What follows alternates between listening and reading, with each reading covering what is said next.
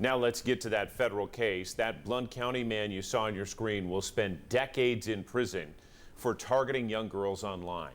Kyle Spitze learned that punishment today. That 27-year-old entered a guilty plea in federal court to a series of charges, including child pornography. A federal prosecutor says this predator was part of an online hate group coaxing young girls in and out of the U.S. to send graphic photos and videos. Court documents show Spitze and prosecutors had agreed to a sentence between 30 years to life in prison.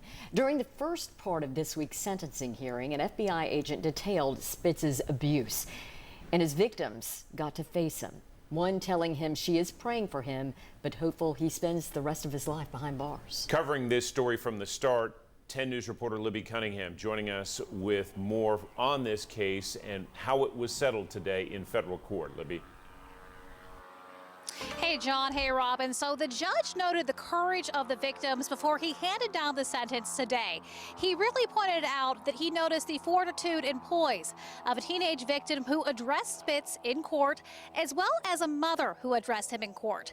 The hearing was about 6 hours long yesterday and about an hour long today. Now, you cannot take cameras into federal court, so you won't see any video from inside the courtroom today. But I was in there today with our photographer, Raphael Jones, and we were watching Spitze most of the time. We noticed that he was very, very still at the beginning of the hearing, but he started to fidget more. We heard what we thought were some chains rattling when the sentence got handed down. So he got the maximum sentence in this case. As part of the plea agreement, that is 924 months.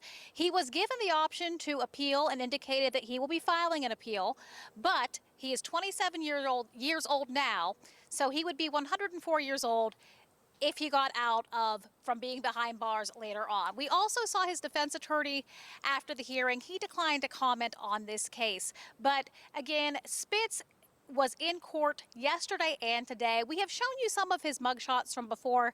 He didn't look like that exactly when he was in court today. It looked as if he had had a haircut and he was wearing a striped uniform as opposed to the green uniform that we've shown you all. But again, he got the maximum sentence of 77 years. John, Robin. Libby Cunningham with the very latest today. Thank you, Libby.